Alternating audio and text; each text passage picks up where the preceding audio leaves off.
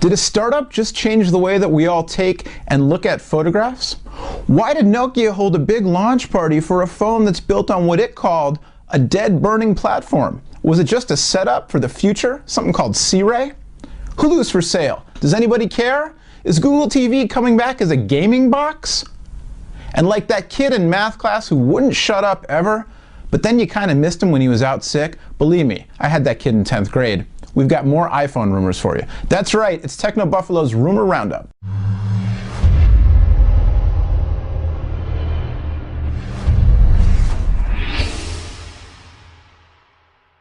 What is going on, everybody? Thanks for tuning in to the Roundup for today, Friday, June 24th, 2011. I'm Noah Kravitz, editor-at-large for Techno Buffalo. And before I tell you the story of that kid in pre-calc who seriously just wouldn't shut up ever, but I missed him. I still I got a fond place in my heart for kids like that. Maybe because I'm one of them. Before we get to that, for more on any of the stories we're talking about right now, any of the latest going on in the world of technology, product reviews, opinion pieces, news, rumors, all that stuff, head on over to technobuffalo.com, our Facebook page, our Twitter feeds, all that stuff. And if you're hooked on this Empire Avenue thing, like I am, I might need some help. I'm getting addicted to this. You can check out Empire Avenue as well, NK126, that's all I'm saying.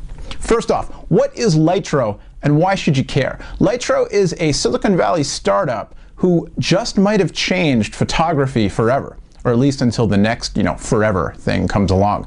They're the startup company that just came out of stealth mode earlier this week. They had a party at an art gallery. They've got stuff up now on their website, samples and a YouTube video. They're getting all this press. And basically what they've done is they've invented this thing they're calling light field technology. That it boils down to this, as far as I understand it. When you take a photo, instead of focusing on something in the photo, like the way we take photos now, what light field technology does is it just captures all of the available light in the frame. And so their slogan is, shoot now, focus later.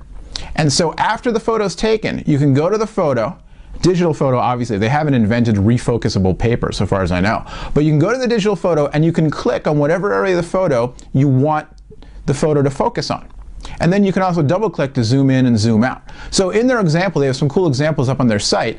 They've got examples of a photo where it's taken at a party and there's one person right up in front by the frame or by the lens, and then in the back of the frame there are all these other people, all these other things going on. And so in one of their examples, it's pretty cool. They call these things living photos because their whole shtick is after you've taken the photo, you can focus on different things and zoom around in the photo and catch all the stuff you might have missed when you actually took the photo, which is a big problem if you're a lousy photographer who shoots a lot of cell phone photos like yours truly. Shaky hands, blurry photos, all that kind of stuff. But in these light field photos, what you can do is you can just focus on anything you want. So they've got this example taken at a party and there's a woman up in the front of the frame right near the camera, but then in the background there are all these shady characters hanging around. And they've got a little YouTube video where they go through showing how you can click on the different people in the background and they'll come into focus. And then you can remember, oh yeah, that was that dude with the tuxedo and he had a dog and a backpack and a beer in the other hand. What's up with that guy anyway? They've got some neat examples, and some professional photographer friends I've talked to, when they checked this out, they were like, wow, that's really interesting. That's got a lot of potential. So keep an eye on Lytro for sure. No word yet on when we'll actually see these cameras and how much they might cost, but definitely very interesting technology. Nokia held a launch party earlier this week, a launch event, for a phone called the N9. The N9 honestly looks like a really, really sweet piece of hardware. It's a touchscreen phone, like Nokia does, very nicely made, comes in a bunch of different bright colors, high-res display, very high-end camera on the back, et cetera, et cetera. Looks like a great piece of hardware. And honestly, in a world of touchscreen phones, this one actually stands out a little bit with kind of cool design. But the thing is, it's running the latest version of MeeGo, which by all accounts is a dead software platform. MeeGo was this joint partnership between Intel and Nokia, and it had a lot of cool features. The N900 came out a while ago and developers and hackers were kind of into it, but never really sold well. Nokia's been going through some hard times, et cetera, et cetera. And then Nokia signed this deal with Microsoft to start making Windows Phone 7 devices, and MeeGo kind of left for dead. even lumped into when the new CEO of Nokia talked about how they were standing on a burning platform in the sea with Symbian, mainly Symbian, but also MeeGo thrown in there, and how they had to jump off the platform and land on something else. Well, the interesting thing is that after all this hoopla about this sexy phone really with no future, then the CEO in a separate speech went and snuck in a little peek at this device codenamed C-Ray, same phone, running Windows Phone 7. Go over to Techno Buffalo, you can get the pictures, you can check it out. Really interesting stuff. We know that the next version of Windows Phone 7, codenamed Mango, is coming out this fall. All kinds of new features on it. Looks like it really brings Windows 7, catching up to the competition, Android and iOS in particular. And we're all waiting for the first Nokia hardware to come out, because Nokia still has a reputation for building quality phones with great reception and great cameras, which are two, really big features that people want. So this C-Ray phone, really interesting how they kind of snuck that in. I like Nokia playing some games now, maybe playing with the media a little bit, getting some attention, trying to build some buzz. Interesting stuff from Nokia for sure.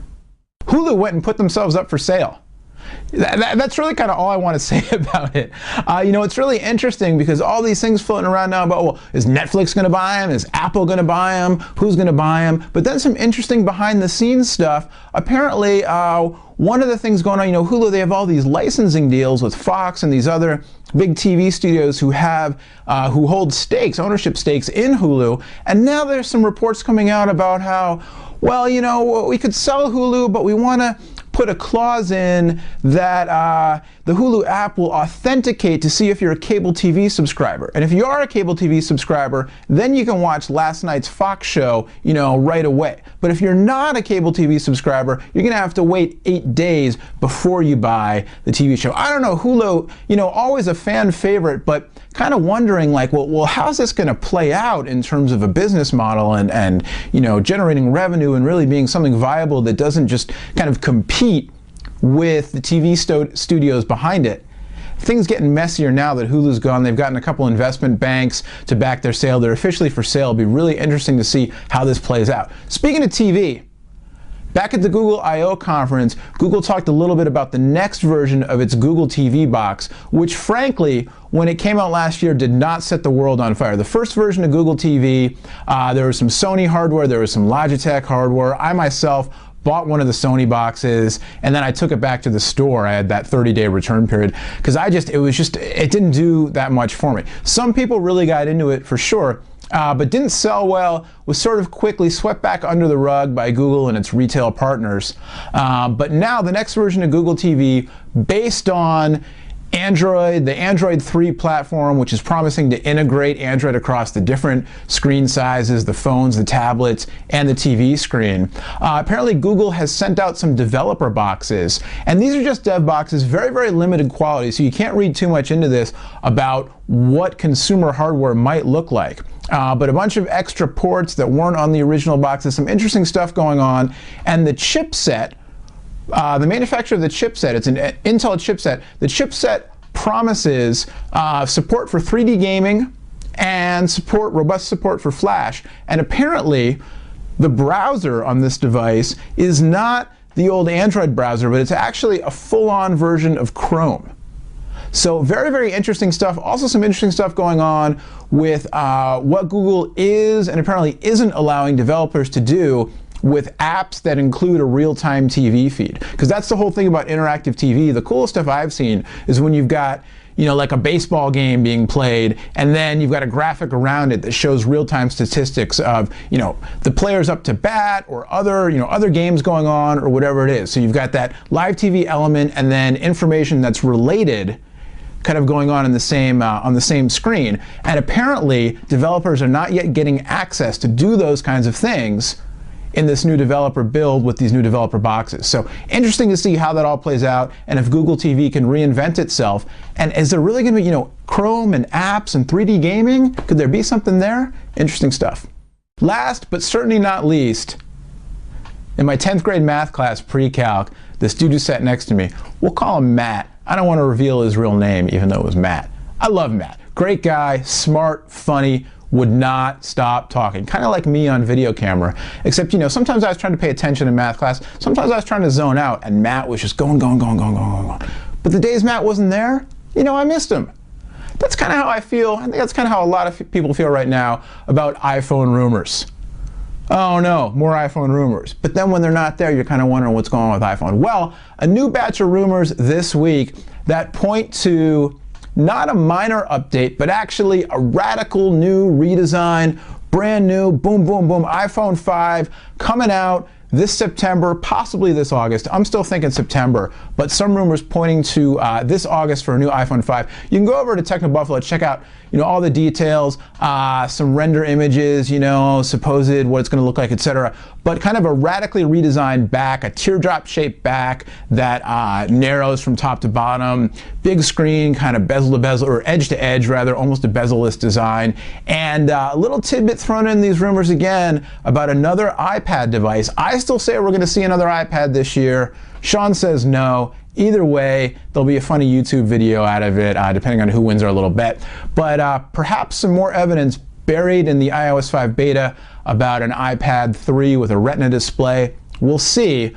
But at any rate, the flames have been stoked. Matt is back in math class, talking, so to speak, about an iPhone 5, a big redesign coming this year, you know, most likely to coincide with the release of iOS 5, so stay tuned for that. All right, that's the time we got for right now. Definitely let us know what you think. Check out Lytro, really interesting stuff. Go over to Techno Buffalo, read the reports, check out the photo galleries, you know, see, let us know what you think about Lytro. Is it going to revolutionize photography, or is it just another gimmick?